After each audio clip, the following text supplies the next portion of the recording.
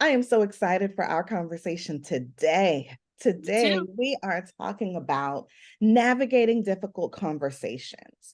And this is an important topic because so many times with our friends, with our family, with our Mhm. significant others, even with our children sometimes, Yes. right?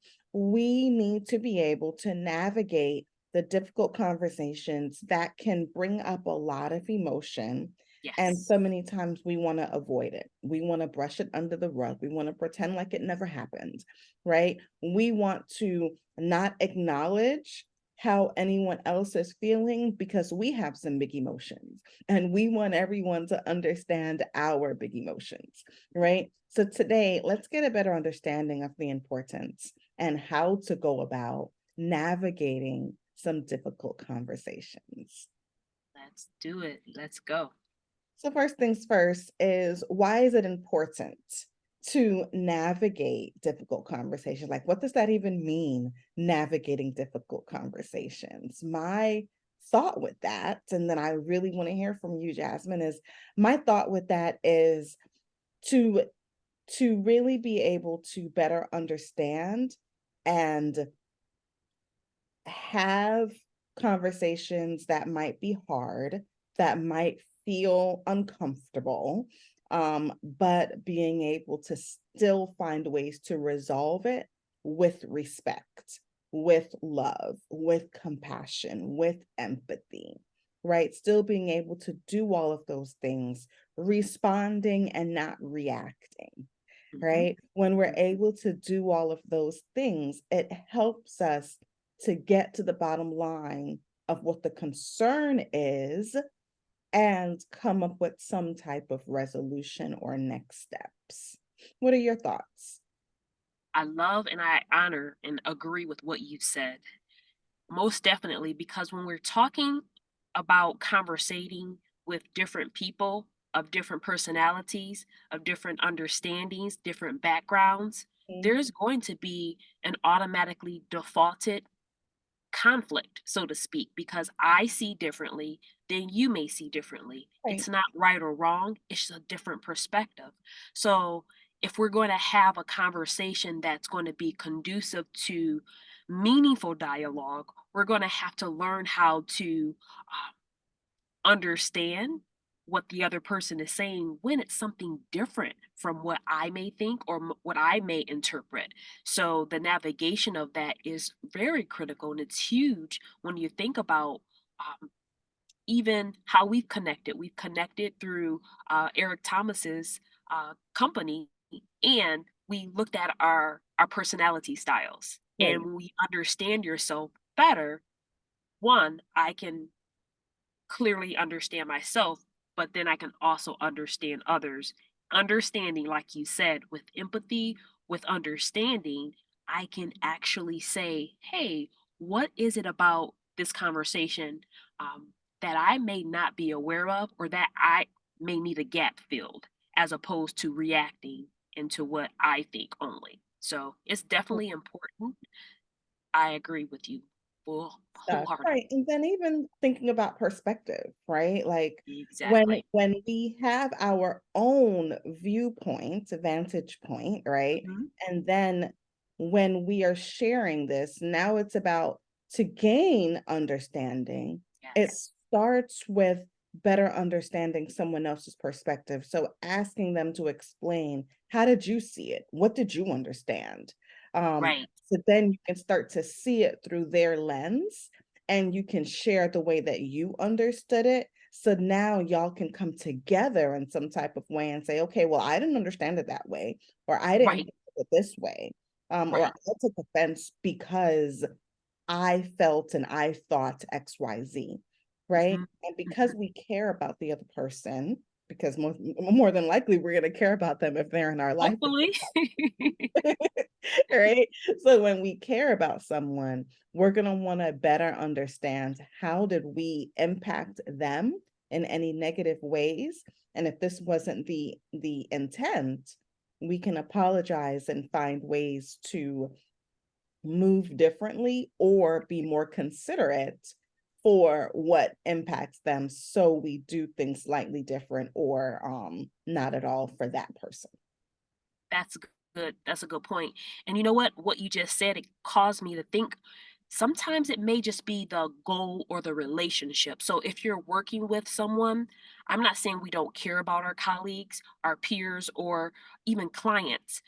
I think sometimes the goal can be what we care about. Like you said, we put that in the forefront. So the Mhm. relationship and the end result is what we focus on and care about, as opposed to, like you're saying, if I'm only trying to share my perspective and not listening to the perspective of someone else's, that causes like it just causes a bottleneck. It causes something like a stop where it's just like, no, my way is right and I can't hear anything else. So maybe sometimes it's not that we care about the person like we would a close loved one, but we care and care in the conversation. I think that's a very critical step and a critical component of what is it? Sometimes we want our opinion or our perspective more than we want the relationship to be focused on. So I think that's one thing that came out when you said that. And I just want to share too, when you're talking about navigating, we wanted to talk about the components of a difficult conversation because I Mhm. think some people say a difficult conversation could just be something I'm not comfortable with. That's one portion of it, but we want to specifically say the three components that we're talking about. I want to say one, that stakes are high. That means there's something involved that it's very important to both parties mutually that the stakes will be high. For an example, parents with your children, the stakes are high on the way that you raise your child, you know? Okay. Um, the difficult conversation could be my perspective on the way that we're going to rear our child and your perspective on the way that we're rearing our child. So But that's a high stake. co-parenting. Okay, yeah. Co-parent, exactly. Thank Mhm. you very much. That is a high stake because you care, and that is something that's very valuable and very important. And then, secondly, emotions run strong. We can use that same example. Um, Emotions run strong when you want the best for your child. So that in a difficult conversation, emotions will run strong, or that's a very large component. And then the third one is that opinions may vary. So when you think about the three components, um, what you're going to decide for lunch, it may be a difficult conversation, but it's not going to be on the scale of a difficult conversation where emotions run strong, stakes are high, and opinions vary.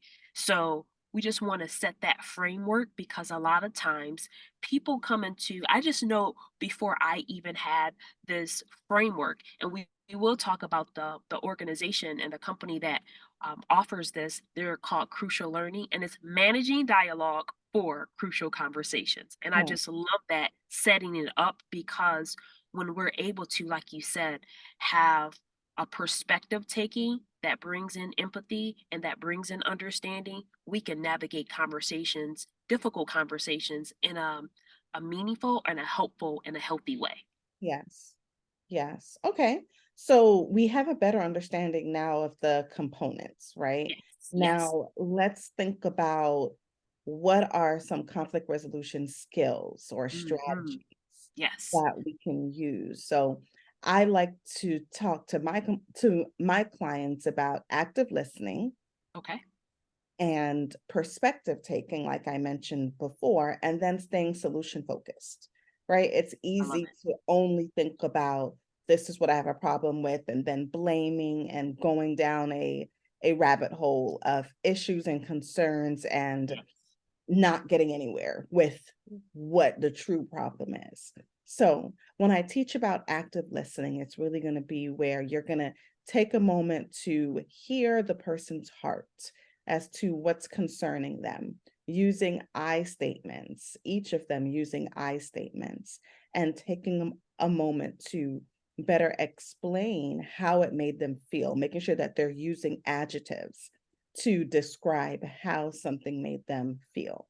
So when you're hearing those adjectives, it's making you better connect with their heart, Okay. right? For Mhm. example, when you if you're speaking with a relationship, for example, right? When you didn't acknowledge going to my friend's house for the holidays, it made me feel invalidated. It made me feel unimportant. It made me feel uncared for, right? Like those are Mhm. really big words for how it made them feel. So now they can better explain why it made them feel that. But the Yes. person is now hearing their heart that, oh my goodness, I made you feel invalidated, uncared for. Right. Um, Right. so they're now connecting with that because that's not their intent, right? So now we're able to say, okay, I hear you, and I hear that I made you feel XYZ. Um, and I understand better why you feel this way because now you're taking on their perspective. You That's can good. share what the intent was, but then from there, all right, let's find a solution. What's important to you? How can I best support you? What would you like it to look like in the future? Right. And That's those good. types of Yes. things are going to help you to get to the bottom line of the concern to then move forward in a different way. Um, and taking turns doing those types of things for what the concern is. So we can do that with our families, we can do that with our loved ones. Now, I'm not sure how much we can do that in the workplace. It depends on if we're speaking to a colleague or Yes. in speaking with a supervisor, it's going to sound a little bit different, but we can Exactly. still do perspective taking. Most definitely. Most definitely. Do you want me to tee up a scenario for you so that you can Love tease that, this out? please. Okay, yes, all right. So I got something prepared, obviously, but let's do this. So this is the scenario I'm gonna share with you, and then you just break it down for us, okay? So, an older family member who has been known to provide unsolicited advice to others in your family has asked you to give them a call because they would like to discuss a situation with you. As you begin the conversation, the family member starts off by saying, I know you are an adult, but I wanted to bring something to your attention, and then proceeds to discuss a situation that took place between you and another family member. So, the reason why we're saying this is a difficult conversation again is that stakes are high. It's a family member that has been known to provide unsolicited advice. Emotions can run strong because of this, and then opinions vary. So, how would we navigate perspective taking, empathy, and a solution base for this? Mm, okay. So, I have a few thoughts of Okay. what we can do, right? Is first of all, when this person is coming to you and they're saying, I know that you're an adult and I want to give you some advice. Now I'll say, okay, well, let's pause for a moment. Um, and I really want to better understand this as far as how is it making me feel? And how much do I really want from them? Do I want to set a boundary and kind of say, thank you so much for wanting to come and speak with me about this. However, this is something that I am doing with X family member. So I will continue to navigate this with that person. I think that's where that crucial conversation needs to happen is with the person Hmm. that Hmm. the conversation is really happening with. Now, for this family member that's coming to me and wants to discuss Hmm. the way that I'm handling something with someone else, I can be open-minded and hear them, but it doesn't mean that I'm gonna change up what I'm doing with the other person because that's something separate. And I think it's important to put a boundary in Yes. place with how much they are inserting themselves into another family member's concern. I love that. So let's roll this back and take it slower. And for anyone who heard the term healthy boundaries or boundaries, don't you dare worry. We are going to have a show also an episode on healthy boundaries. So you can take a listen to that next when we bring out that show. All right. Slowing it down. A lot of times we think that the conversation, what you just said, starts with the other person. But like you said, we had to slow it down and say, like, hey, what do I really want to set for the parameters for this conversation? So I really want to highlight that because a lot of times, even when we talk about difficult conversations, that's why we're talking about having balanced relationships. We talked about having autonomy in relationships before in a previous episode. So that's very important in how we're regulated and how we're going to come to the table with these conversations. That perspective taking is really key because even the way that you explained it, I said, that's true. Because in my mind, I was just like, okay, how are we going to address this person? And it's like, do we really need to address this person right now this way for that? And I think I love how we're being able to tease it out because think about the conversations that you may have as our audience, I may have as a person. Sometimes I think it's about the way that we clarify within ourselves before we even bring anything else to the conversation. Very true. Yes, yes. You want to have one more scenario? I did bring up one more scenario. Go for it. All right, all right. So, in scenario two, you've been called into your manager's office to discuss your recent performance. So, in the past 3 months, your workload has increasingly backed up to a bottleneck from another colleague's contribution or lack thereof.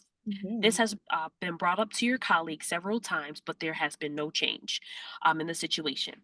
So you begin to prepare for the meeting and want to take responsibility for your portion without shifting blame on your colleague, but you also want to keep them accountable for their actions. So again, it's a performance scenario. So that's where stakes can be high. Emotions can run strong. This is your job, and then opinions can vary because again we know that there's a different perspective. So for this scenario, how would perspective taking, empathy, and active listening skills help with a good and a better solution?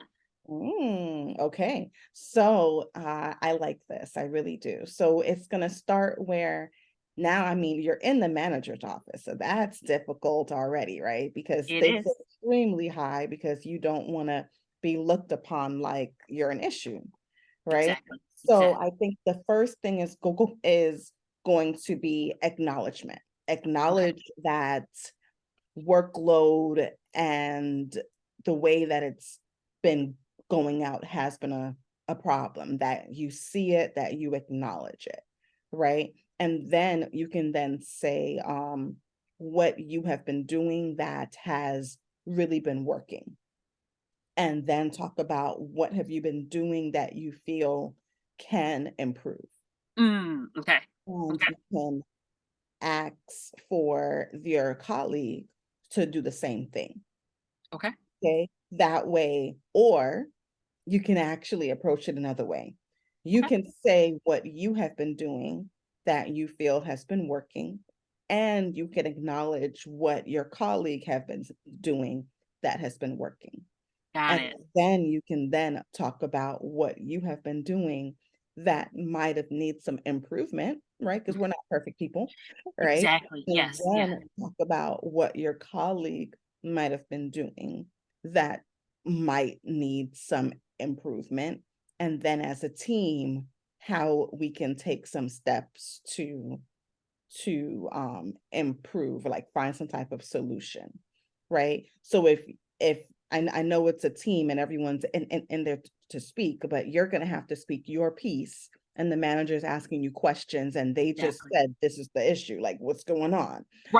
So I Right. think Right. when you're first going to speak up, it's important not to start blaming, not to start talking bad about your colleague or about all of the things that they lack, even Hmm. though emotionally that's what you might be feeling, Exactly. right? Yes. But in this professional workspace, first it's about taking accountability, Yes. acknowledging where you are, what you've done, what's been working, what might be some challenges, and then as a team or for your colleague, what you've observed, Hmm. right? So you're able to see it from a lens that they can now offer a new perspective if need be. Um, Brilliant. Brilliant. Yes. I love it. And you're right. Sometimes we blame and sometimes we deflect where it's like, oh, nothing's wrong. And we just hold mhm, it depending on your style. So, one thing that I want to bring into this conversation, which we felt when we just talked about it, is very important in the sense of adding a component of clarity. And Mhm. it's going to be story versus fact. Okay. So, I'm just going to tee it up by explaining what the story is, and then I'll bring it back to the scenario so it can make sense. So, Yes. a story is our rationale for what's going on and our interpretation of the facts. So, I'm going to give a story first with what's going on in the situation. Well, the story is, in my mind, that my colleague doesn't care about what's going on because obviously the workload has been bottlenecked. And because it's bottlenecked, they're either lazy, they don't care, and I'm just adding fabricated adjectives to this scenario, which none of it is a fact. It's just what my interpretation of this. I do not know what's going on specifically, but I'm adding a colorful story. So they may not like me. They're trying to sabotage me. They just want to see me go down. They are not a good team player. A story is my interpretation of what's going on and Right. interpretation of facts. Now, I wanted to tee up facts a little bit differently because a fact, the fact, is the actual event that has taken place. And then this is the scenario. Facts are facts. Facts are more persuasive. Like you said, even before Chaute, you said, you didn't say it, but I had it in my mind, but that this is the scenario. And you said to bring it from that perspective, what has been working. So, and then facts are least insulting because, again, I can tell you what has been working for me and what I can do to improve. And then feelings and stories often keep us from facts. So in this scenario, the fact is that I've been called or you've been called to your manager's office to discuss a recent performance. That's a fact. The the the fact is that the workload has increased. That's a fact. There's been a bottleneck. That's also a fact. Anything else, any other feeling that I add to this story, that, or excuse me, to this fact, that's my story. And a lot of times we don't master our stories. We just go right into what we interpret. So if I'm interpreting, if I come into the scenario with this story in my head, I'm so clouded and so cluttered with what I think I'm not open to being able to hear the actual facts or the way that Chaute, I love how you teed it up to say that, you know what, let me see and let me start with what's working well, and then let me invite that dialogue. We only can invite the dialogue when we're open. But if I already have a story imposed on someone, that shuts down the dialogue. Definitely. So, yeah, yeah. So we did have a video. Do you want to share that? Definitely. Let's see if we can get that up and running. Okay. And while Shaute's teeing it up, it will be something that confirms how mastering our story is very helpful in a tip. It comes from the company Crucial Learning. Crucial learning.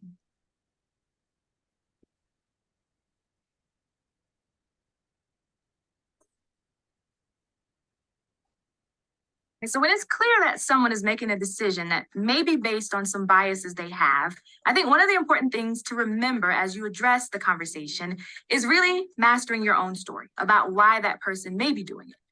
Could there be other reasons for the decision that maybe you're not aware of? Maybe it's limited information or possibly even exposure that they may have that could be impacting that decision.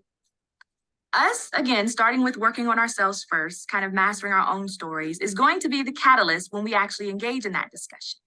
And so, as you're going to the conversation, again, remember, use facts. Last week you decided this, you stated this about this candidate, whatever that topic was, clearly articulate the facts first, and then share your interpretation of those facts, watching how you share that story. Most important, invite them into a dialogue because, again, you are making a guess of what may have influenced that decision. And you really want to get that person to open up and say, yes, I did. And here's a little bit more behind it. Or, wow, I wasn't even sure that I did that. Please help me figure out how to fix it. It's all about getting us to that dialogue. And so, again, I would suggest number one, mastering our story around why they may have made the decision that was made. And number two, using the facts, sharing our story and inviting them into a conversation, which is going to help us really close the gap on some of those biases. Thanks for watching. Visit vitalsmarts.com/say that to access more tips and training on how to speak up when it matters most. Perfect. So we wanted to close this segue with this information. And I actually was able to get through their and take their certification for managing dialogue for crucial conversations. And Nice. it's very, very helpful. I love that you can utilize, like you said, Chaute, we can do it in our professional lives in an adjusted way. But honestly, for our personal lives as well, I think when we have the balance of both, it's Mhm. a better world for us all together, because a lot of people, whether you are entrepreneur or you work in a professional setting, you are at work, and you are at work out working hours a lot of times, and you also are with your family a lot. So we want to have those meaningful dialogue skills so that we can have the best kind of conversations with our families and our friends, our colleagues, our peers, and children, everyone around us. And I think that's one thing that your community allows people to do too. So we're going to give in the show notes information about the company Crucial Learning. And we also wanted to also share about what Chaute has, because again, we want to provide resources to people who may need skills and community to have balanced relationships. We don't just want to come with you with information. We want to give you tips, examples, as well as um, resources. So, do you want to share about your community that people can be involved in? Definitely. So She Posse is a community for women who have experienced any type of significant breakup and they're looking to have healthier relationships starting with themselves. So this community it provides you a space to learn how to navigate rediscovering yourself, how to start having healthier relationships with friends, with family, with children, with significant others, starting to date again, like all of these things that happens. Just we are continuing to learn and better ourselves. So you're able to do that in community. So that is the first one. And the second one is Thrive Families. Thrive Love it. Families are for divorced, blended, co-parenting families to make sure that we're having healthy co-parent relationships, healthy and stronger parent-child relationships, and it's connecting with other families or adults, parents who are looking to do the same thing. Community really, it's a village, and we need Yes. that support. We need relatability. We need to feel like we're not alone because Yes. we are going through life, working, trying to wear all the hats, and it's All that. important that we can pause in some type of way and connect with people that are doing the same things that we're doing, and we're receiving the resources to do it a Yes. bit better, I right? love it. So that's Yes. what each of these afford you. Excellent. So there you have it. You have the information, you have examples, you have resources. We want you to be the best version of yourself that you can be. And you know what? You are already. Just continue to move forward one step at a time, because balanced relationships, they are possible. It takes intentionality, it takes Mhm. effort, and it does take a community. So until next time, we'll see you then. Have your balanced relationships. Take care. Yes.